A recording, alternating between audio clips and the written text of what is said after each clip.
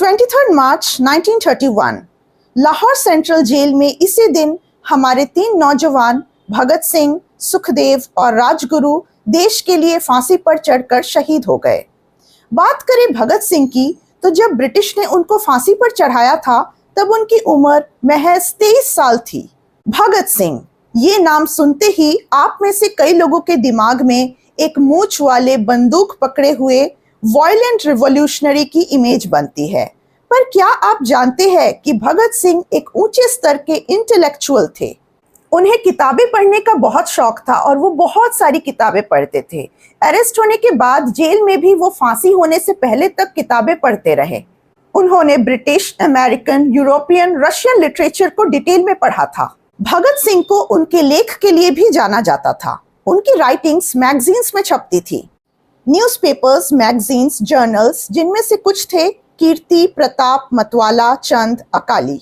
भगत सिंह की 3 बड़ी आइडियोलॉजीज थी, socialism, atheism and internationalism. Bhagat Singh खुद एक नास्तिक थे। उनकी एक बहुत फेमस राइटिंग है why I am an atheist, जहां उन्होंने एथिज्म पे अपने पर्सनल व्यूज को बहुत डिटेल में और बहुत अच्छे से समझाया है। वो किसी भी रीबर्थ, पुनर्जन्म, स्वर्ग, नर्क, पाप, पुण्य में विश्वास नहीं रखते थे। एट द सेम टाइम वो ये मानते थे कि एक इंसान को मारा जा सकता है पर उसके विचारों को नहीं।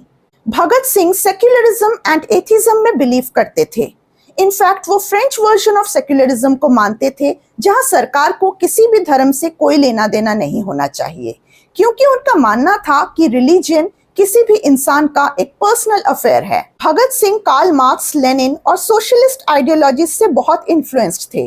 वो सोसाइटी के निचले वर्ग जैसे फार्मर्स, लेबरर्स और फैक्ट्री वर्कर्स के लिए लड़ना चाहते थे। उनका मानना था कि एक किसान को और एक मजदूर को इस बात से फर्क नहीं पड़ता कि सरकार में कौन बैठा है, चाहे इंडियन हो या ब्रिटिश। एक्सप्लॉयटेशन कौन कर रहा है इससे फर्क नहीं पड़ता। एक्सप्लॉयटेशन तो आखिर एक्सप्लॉयटेशन ही है। भगत सिंह हाइपर नेशनलिज्म या जिंगोइज्म में नहीं बल्कि इंटरनेशनलिज्म में बिलीव करते थे। उनका मानना था कि पूरी दुनिया एक साथ कोएग्जिस्ट करे और सबके बीच अच्छे रिलेशंस हो और सबका वेलफेयर साथ में हो। हमारे महाउपनिषद में बड़ा ही जाना माना एक श्लोक है, वसुदेव कुटुंबकम, जिसका मतलब है कि पूरा संसार एक परिवार है। ईयर 1924 में कलकत्ता की एक मैगजीन मतवाला में भगत सिंह का एक आर्टिकल पब्लिश हुआ था विश्व प्रेम नाम से। इस आर्टिकल में उन्होंने उस पोएट की तारीफ की है जिन्होंने वसुदेव कुटुंबकम के आइडिया को एनविजन किया। भगत सिंह साइंटिफिक टेम्परामेंट और रैशनल थिंकिंग में बिलीव करते थे और वो पंडित जवाहरलाल नेहरू के साइंटिफिक टेम्परामेंट और रैशनल व्यूज को बहुत सपोर्ट करते थे।